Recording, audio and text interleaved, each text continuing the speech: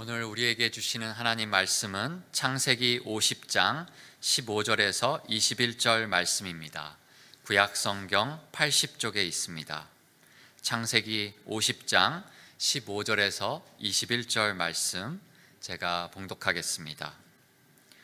요셉의 형제들이 그들의 아버지가 죽었음을 보고 말하되 요셉이 혹시 우리를 미워하여 우리가 그에게 행한 모든 악을 다 갚지나 아니할까 하고 요셉에게 말을 전하여 이르되 당신의 아버지가 돌아가시기 전에 명령하여 이르시기를 너희는 이같이 요셉에게 이르라 내 형들이 내게 악을 행하였을지라도 이제 바라건대 그들의 허물과 죄를 용서하라 하셨나니 당신 아버지의 하나님의 종들인 우리 죄를 이제 용서하소서 하매 요셉이 그들이 그에게 하는 말을 들을 때 울었더라. 그의 형들이 또 친히 와서 요셉의 앞에 엎드려 이르되 우리는 당신의 종들이니이다. 요셉이 그들에게 이르되 두려워하지 마소서 내가 하나님을 대신하리이까.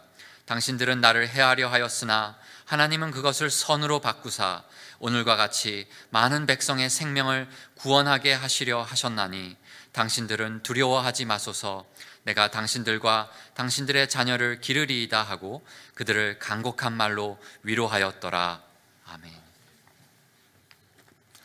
여러분, 그 사자 성어 중에 세옹지마라는 말이 있습니다. 이건 세옹이라는 나이가 많은 한 노인의 말이라 이런 뜻입니다.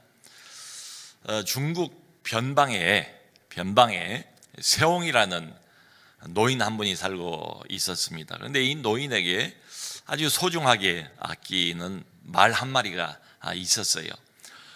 그런데 어느 날 이 말이 그 국경을 넘어서 오랑캐 땅으로 말이 달아나 버렸습니다. 이걸 동네 사람들이 알고 이제 이 세옹이라는 노인을 위로를 했습니다. 그런데 이 세옹이 말하기를 이게 복이 될지 어떻게 합니까? 라고 대답을 했습니다. 아닌 게 아니라 얼마 안 있다가 그 도망간 말이 암말, 도망간 말은 순말이었던 것 같고 암말 한 마리를 데리고 다시 집으로 돌아온 거예요.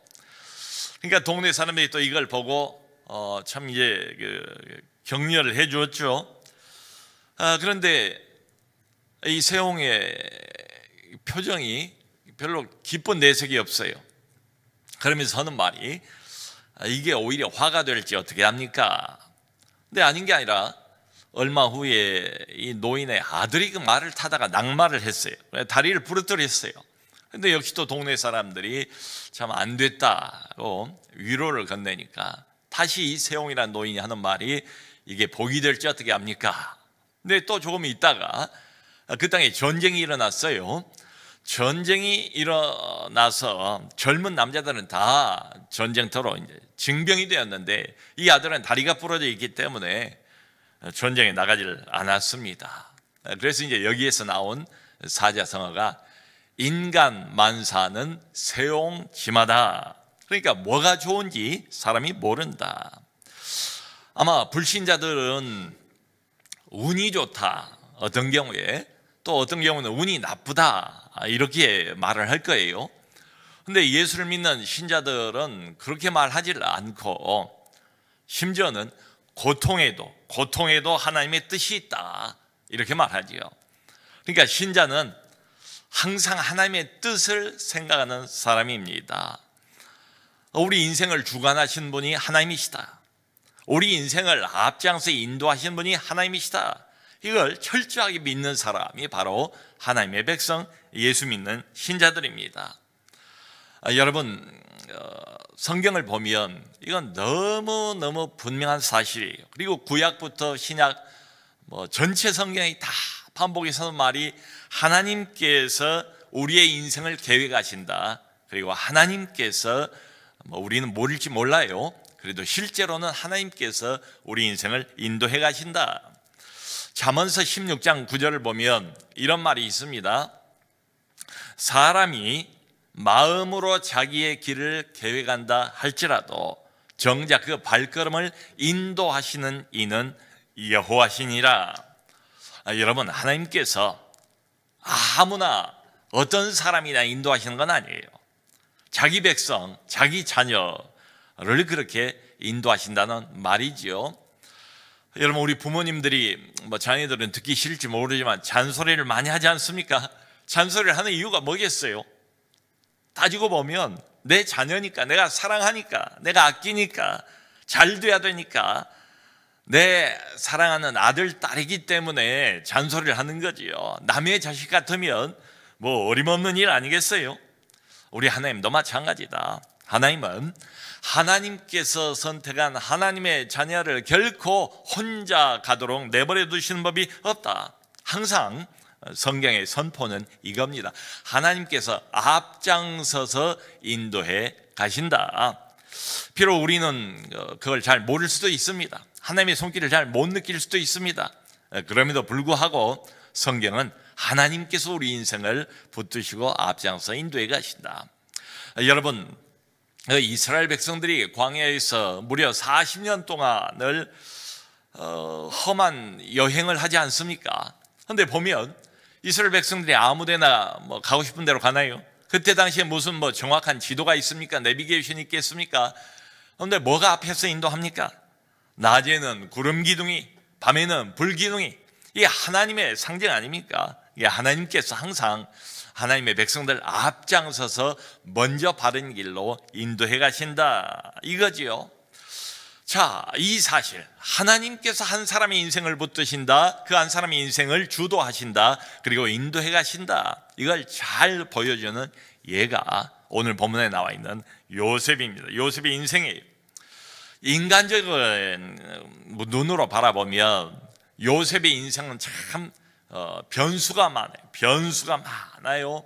어려서는 아버지인 야곱의 사랑을 독차지하지 않았습니까? 그러니까 오직 여러 자식들 중에서 사랑하는 요셉에게만 야곱이 아버지가 채색 옷을, 색동 옷을 입혀주잖아요. 그러다가 어느 날 갑자기 인생이 꼬이기 시작하는 거예요. 형들의 눈에 요셉이 가시와 같아요. 잘난 척하는 요셉, 이 요셉을 붙잡아서 애굽 사람들에게 노예로 팔아버립니다. 이때 요셉의 나이가 17살입니다. 그러니까 우리로 치면 고등학교 1학년 정도 나이밖에 안 돼요. 근데 어느 날 갑자기 전혀 예상하지도 못했을 그때의 고향 땅을 떠납니다. 가족들을 떠납니다. 그리고 한 번도 가보지도 못한 저 먼 애굽 땅에, 그것도 노예로 팔려가는 요셉의 신세.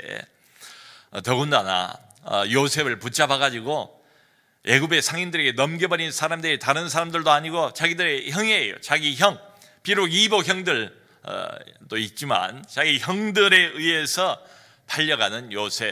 그러니까 이 어린 요셉 마음이 얼마나 충격이 되었을까요? 얼마나 두고두고 이것이 큰 상처가 되었을까요?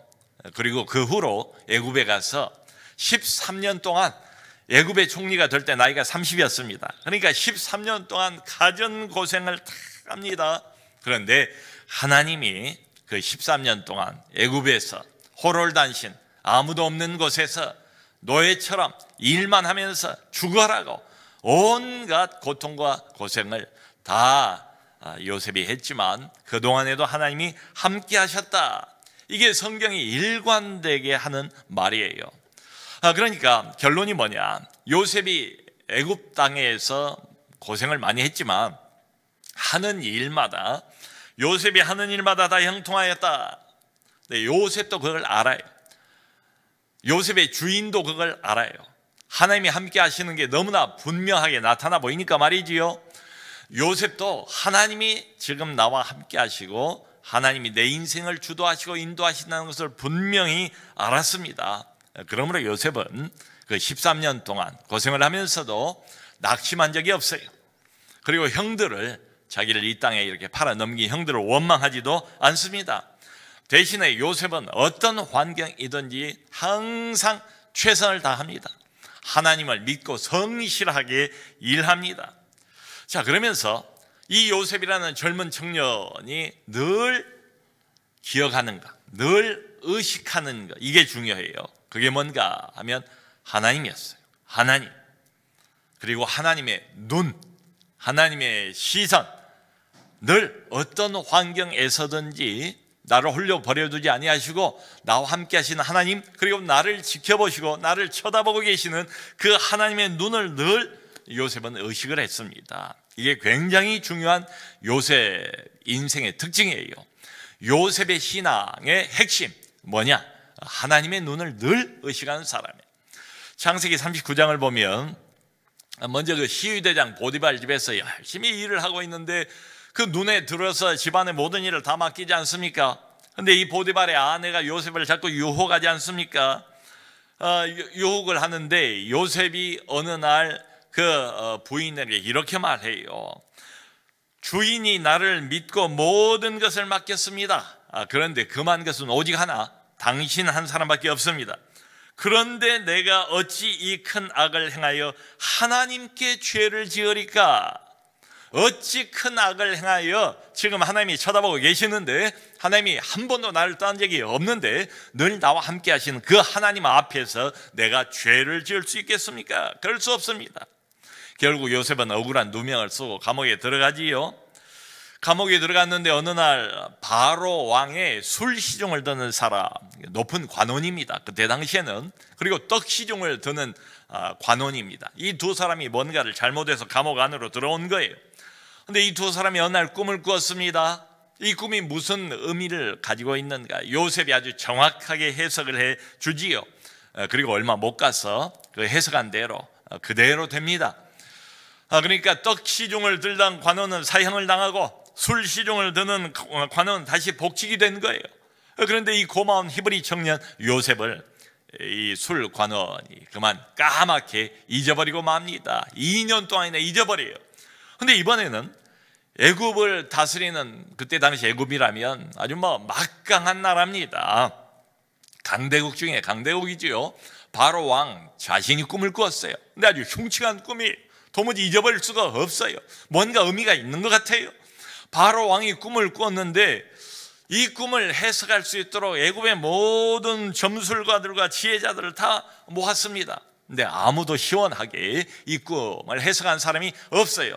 바로 그때에 다시 복직을 해서 바로 왕을 옆에서 시중 들고 있던 이 사람, 이 술관원이 비로소 2년 전에 그 감옥 안에서 만났던 요셉, 히브리 청년을 기억해 냅니다. 요셉이 드디어 바로왕 앞으로 불려가지 않습니까? 그리고 바로왕이 자기의 꿈을 이야기를 해요. 그 꿈을 듣자마자 요셉이 제대로 해석을 해냅니다.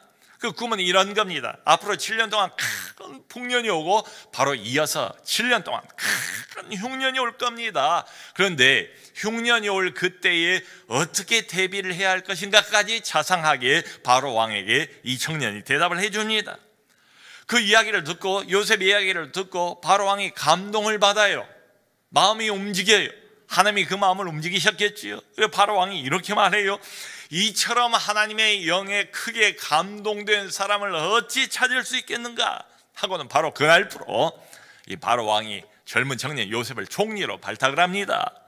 갑자기 어느 날 꿈 해석 한번 잘하고 하루아침에 애굽의 2인자가 돼요. 여러분, 이게 누가 하신 일이겠습니까? 누가 이런 개혁을 할 수 있겠어요? 바로 하나님이 하신 일이다.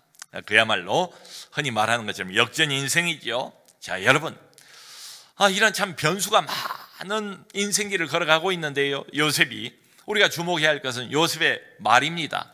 요셉의 태도입니다. 그러니까 어떤 어려운 환경 속에 놓여 있다 할지라도 하나님이 나와 함께하고 계시다는 것을 요셉이 분명히 알았어요. 하나님의 도우심을 분명히 믿었어요.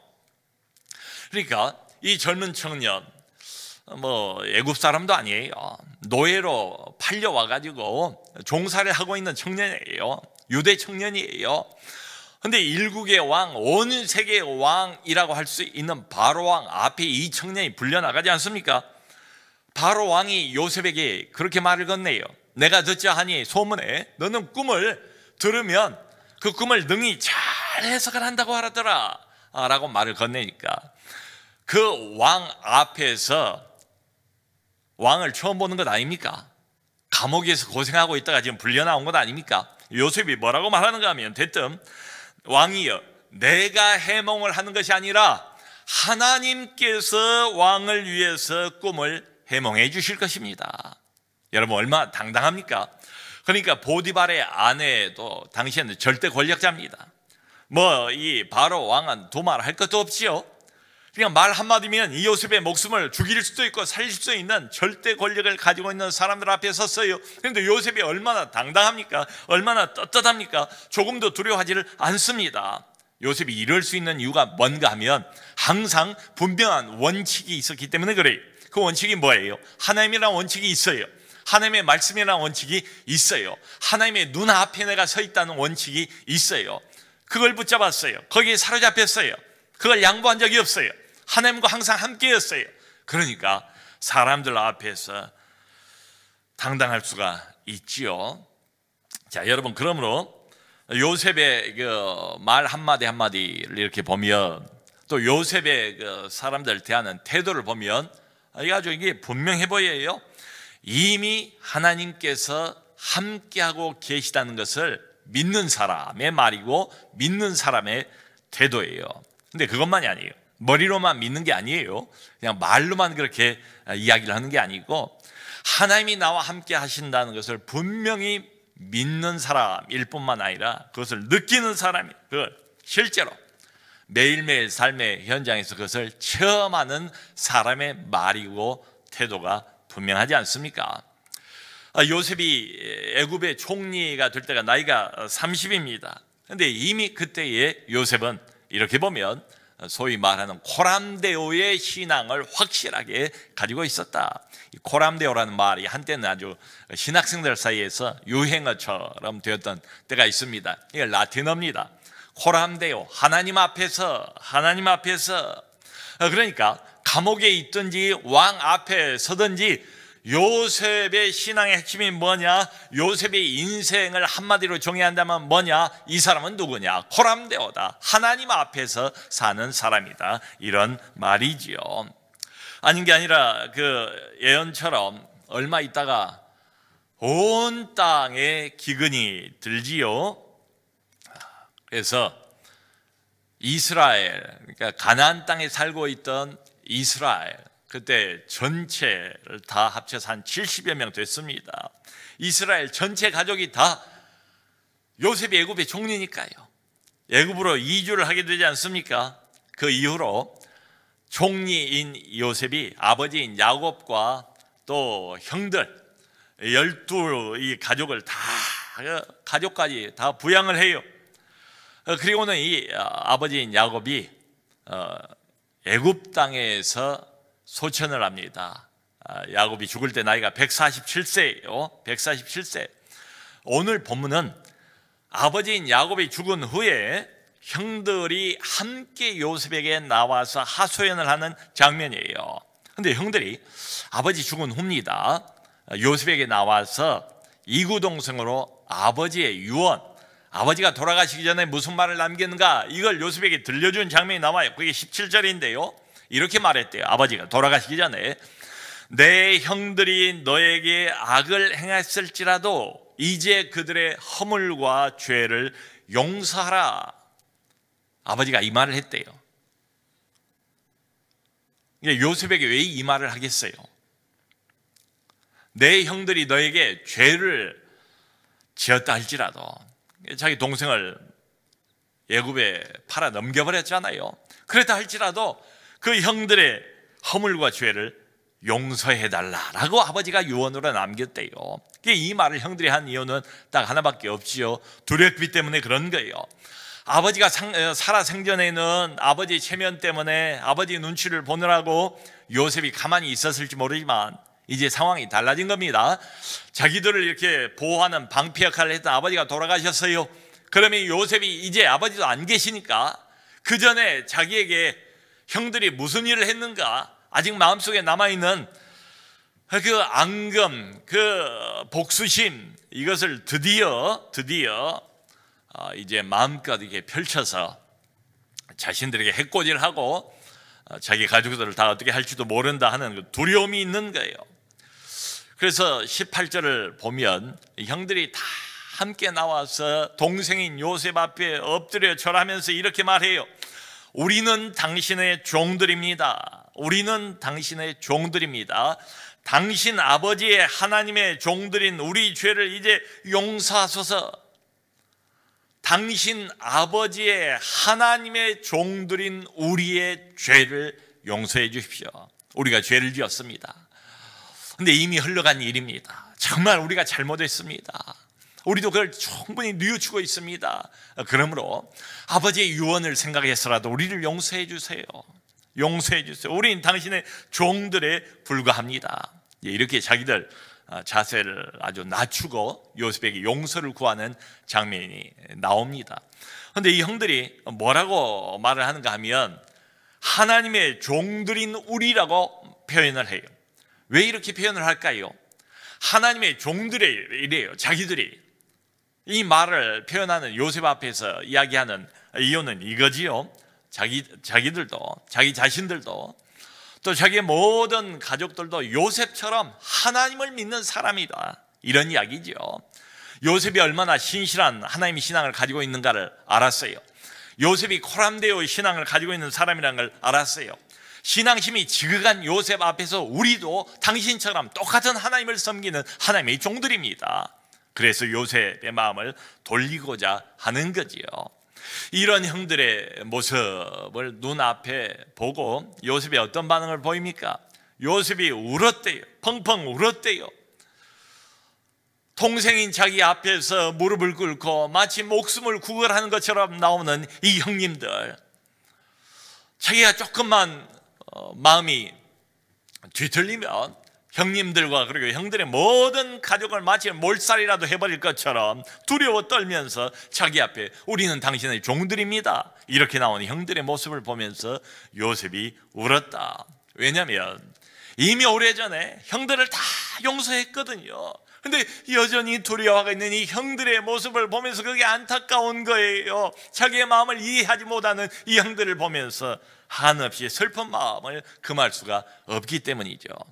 여러분, 창세기 45장을 보면 이 요셉과 이제 애굽의 총리가 된 요셉과 가나안 땅에서 멋 모르고 양식을 구하기 위해서 애굽 땅까지 와서 총리가 된 요셉, 누군지 몰라요. 형들이, 요셉 앞에 선 이 형들이 무려 22년 만에, 약 22년 만에 요셉과 형들이 만나는 장면이 나와요. 몇 번 형들을 시험을 해봅니다. 아직도 형들이 마음이 예전과 같은가? 시험을 해보니까 예전과 완전히 달라져서 형님들이 그걸 알고 요셉이 드디어 자기 정체를 밝히지 않습니까? 나는 당신들의 아우 요셉입니다, 이렇게 말하면서 첫 마디가 뭔가 하면, 나를 애굽에 팔았다고 염려하지 마소서. 형님들이요, 나를 당신들이 애굽에 팔았다고 해서 염려하지 마세요. 걱정할 필요가 없습니다 하면서 바로 이어서 두 가지를 요셉이 이야기를 해요. 뭐라고 말하는가? 인용을 해볼게요. 하나님이 당신들의 생명을 구원하시려고 나를 여기로 먼저 보내셨습니다. 하나님이 당신들의 생명을 구원하시려고 나를 먼저 여기로 애굽 땅으로 보내셨습니다. 그리고 바로 이어서 두 번째로, 하나님이 나를 애굽 온 땅의 통치자로 세우셨습니다. 자, 여러분, 이 두 마디만 보면 요셉의 신앙이 무엇인가를 알 수가 있지요. 요셉이 지금 뭘 믿고 있습니까? 요셉이 지금 뭘 생각하고 있습니까? 하나님이 나를 보내셨다, 당신보다 먼저 당신들의 생명을 구하기 위해서. 이거 하나가 분명하고요. 또 하나는 뭐예요? 요셉이 되고 싶어서 애굽의 총리가 됐습니까? 요셉이 무슨 계획을 짰습니까? 뭔 작전을 짰습니까? 그런 게 아니지요. 정말로 우연이라고 하기에는 너무 신묘막측하게 하나님께서 요셉을 애굽 땅의 총리를 세우신 거 아닙니까? 그러니까 딱 두 마디예요. 하나님이 보내셨습니다. 하나님이 나를 세우셨습니다. 이게 요셉 신앙의 핵심이에요. 하나님이 자기 인생을 주도하셨다는 거예요. 이렇게 된 것은 하나님이 내 인생을 붙드시고 나를 위해서가 아니라, 나만을 위해서가 아니라 모든 이스라엘 하나님의 백성들 전체를 구원하기 위해서 하나님이 준비하셨다, 이걸 요셉이 분명히 알고 있었다, 이 말이죠.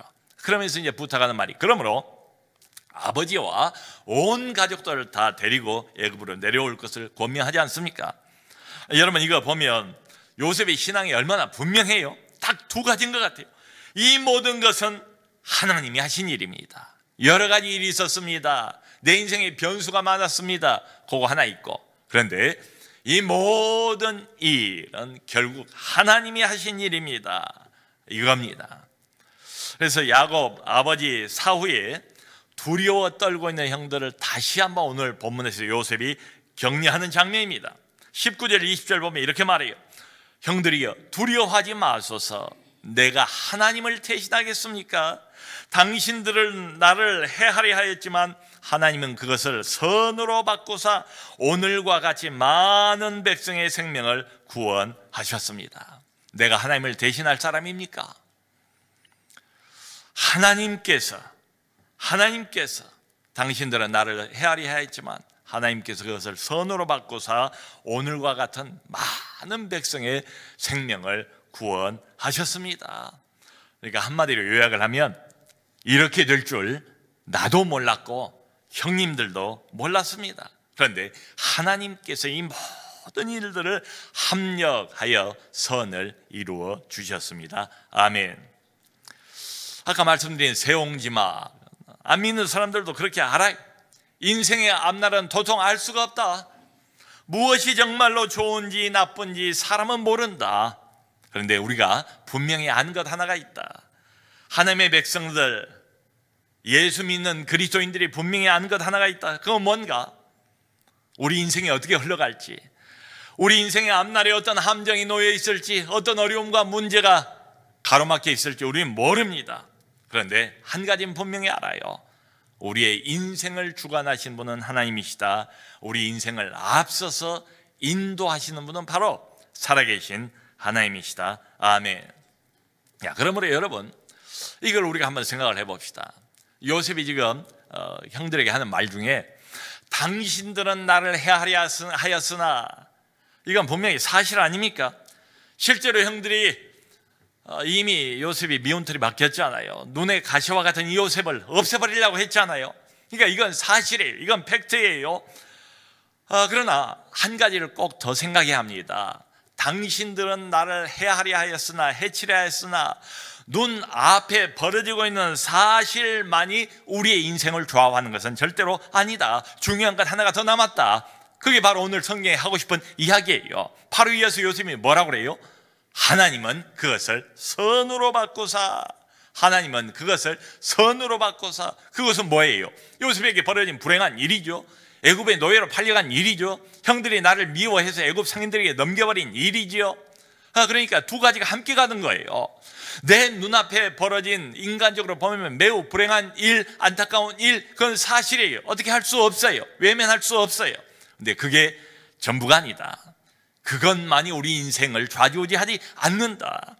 실제로 중요한 것은 그 뒤에 나오는 말이죠. 하나님이 그것을 선으로 바꾸사. 자, 그러므로 우리가 요셉이라는 이 대표적인 참 그리스도인이죠. 예수님의 모양이라고도 하지 않습니까? 요셉의 인생을 보면 요셉에게 벌어진 일들, 소위 말하는 팩트로만은 설명이 안 돼요. 여러분 생각해 보세요. 요셉이 17살 그 나이에 형들에게 느닷없이 봉변을 당할 것을 예상을 했겠습니까? 요셉이 가본 적도 없는 애굽 땅에 팔려갔는데 그것도 하필이면 시위대장 보디발 집에 팔려갈 것을 예상을 했겠습니까? 요셉이 그 부인의 유혹을 받을 것을 예상을 했겠습니까? 그러다가 억울한 누명을 쓰고 감옥에 들어갈 것을 예상을 했겠습니까? 그 감옥 안에서 뜻하지 않게 바로왕의 술시 정도는 사람, 떡시 정도는 사람을 만날 걸 예상을 했겠습니까? 나중에 바로왕 앞에 불려나가서 바로왕의 꿈을 해석할 것을 예상을 했겠습니까? 총리가 될 것을 내다봤겠습니까? 그렇게 해서 결국 이스라엘 전체를 구원할 것을 요셉이 예상을 했겠습니까? 아니지요. 이건 요셉의 계획이 아니죠. 어떤 사람의 계획도 아니죠. 하나님이 계획하신 거지요. 하나님이 주도하신 거지요. 그게 분명하지 않습니까? 그러니까 요셉의 인생의 변수가 많았습니다. 그런데 한 가지는 분명하다. 요셉의 인생의 주어는 처음부터 끝까지 시종일관 바로 하나님이셨다. 우리 인생도 마찬가지다. 우리 인생에도 참 변수가 많아요. 느닷없는 일들을 우리가 만나지 않습니까? 전혀 생각하지 못했던 일들을 만나는 경우가 참으로 많아요. 그럼에도 불구하고 우리 인생도 마찬가지다. 우리 인생의 주어는 살아계신 하나님이신 줄로 믿습니다. 여러분, 지금 코로나19 이 사태로 인해서 온 나라가 비상시국입니다. 나라도 그냥 분위기가 어두워요. 거리도 쓸쓸해 보여요. 과거와 같은 이런 활기찬 이런 분위기가 아니에요. 지금 한참 춘3월 봄이라 꽃은 피기 시작하고 새는 울고 그야말로 긴 겨울을 이제 끝내고 온 땅에 따뜻한 봄 햇살이 비추고 사람들의 활력이 다시 돌아오는 이런 때인데도 불구하고 나라도 그냥 거리마다 사람이 덩 빈 것처럼 이렇게 보이는 때가 있어요. 교회도 가지도 못하고 오지도 못하고 예배로 모이지도 못하고 이렇습니다. 가정도 방학이 길어지니까 아이들 끼고 그 아이들과 씨름하느라고 또 얼마나 수고를 많이 합니까? 자, 그러니까 겉으로 보면 참 안타까운 일이에요. 불행한 일이에요. 하루라도 좀 빨리 끝났으면 좋겠어요. 그런데 다른 면으로 이 사태를 바라보면 모든 것을 합력하여 선으로 바꾸신 우리 하나님, 하나님의 손길을 볼 수 없는 게 아니다. 여러분, 어제 뉴스를 보니까 드디어 온 세계를 지배하고 강대국 중에 강대국이라는 미국도 눈에 보이지도 않는 이 작은 바이러스 꼼짝을 못하는 것 같아요. 드디어 그 트럼프 대통령이 국가 비상사태를 선포를 했어요. 뭐 중국은 말할 것도 없지요. 거대 중국, 이 보이지 않는 코로나 바이러스 때문에 얼마나 그야말로 풍비박산이 되고 말았습니까? 미국 국가 비상사태, 유럽도 마찬가지고 온 세계, 지구촌의 온 인류, 지금 이런 생각이 들어요. 눈에 보이지 않는 작은 바이러스 하나도 이렇게 보니까 견디질 못해요. 이기질 못해요. 꼼짝달싹하질 못해요. 죽음의 공포, 그리고 두려움, 그리고 미래에 대한 불안함, 인간의 한계를 철저하게 느끼게 해준 사건 아닌가. 살아계신 하나님은 없는 것처럼 생각을 하고 하나님 안 믿어도 큰 소리 치면서 마음껏 아름다운 세상을 즐기면서 영원무궁토록 영생이라도 할 것처럼 그렇게 교만을 떨던 인간들의 무기력, 한계를 여실히 보여주는 것 아닌가. 일본도 마찬가지지요.